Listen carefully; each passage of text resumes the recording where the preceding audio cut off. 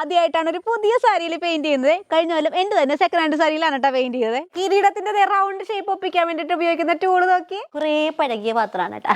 നമ്മുടെ ഈ റൗണ്ടിന്റെ സെന്ററിലായിട്ട് ജസ്റ്റ് ഒരു ചരിവ് വരുന്ന രീതിയിൽ ഒരു വര വരച്ചിട്ടുണ്ട് കേട്ടാ. എന്നിട്ട് അതിന്റെ താഴേക്കാണ് മുഖം വരയ്ക്കാൻ പോകുന്നത്. ഡോംസിന്റെ അക്രിലിക് കളറാണ് കേട്ടോ നമ്മൾ ഉപയോഗിക്കാൻ പോകുന്നത്. അപ്പൊ ഇല്ലേ എല്ലാ ബോക്സുകളും തെരഞ്ഞു ഏറ്റവും ലാഭമുള്ളതൊക്കെ എടുത്തിരിക്കാറട്ടാ. ഇത് ഒരുപാട് ഇഷ്ടപ്പെടാനുള്ള കാരണേ ഗോൾഡും സിൽവറും ഉണ്ടെന്ന് മാത്രമല്ല, പിന്നെ നല്ല 2 ബ്രഷും കൂടി ഉണ്ട് കേട്ടോ. ഡാർക്ക് റെഡ് കൊണ്ടേ കംപ്ലീറ്റ് ആയിട്ട് ഒരു ഔട്ട്ലൈൻ കൊടുത്തിട്ടുണ്ട് കേട്ടോ. അതിനുശേഷം ഒരു പൊട്ടറ്റോ എടുത്ത് നെടുകയെ വളർന്ന് റൗണ്ട് കട്ട് ചെയ്യാനുള്ള എളുപ്പത്തിന് വേണ്ടിയിട്ട് ഞാൻ ഉപയോഗിക്കുന്ന ടൂൾ നോക്കി ജമ്പിംഗ് റോംപ് ഇല്ലേ, അതിന്റെ ഒരു റൗണ്ട് എടുത്ത് ഇങ്ങനെ കട്ട് ചെയ്ത് കൊടുക്കുവാണ്. പെയിന്റ് ഡിപ്പ് ചെയ്യാനായിട്ട് ഇതേ ഡിഷ് വാഷിന്റെ സ്പോഞ്ചിലേക്കാണ് കേട്ടോ നമ്മൾ ഡിപ്പ് ചെയ്യാൻ പോകുന്നത്.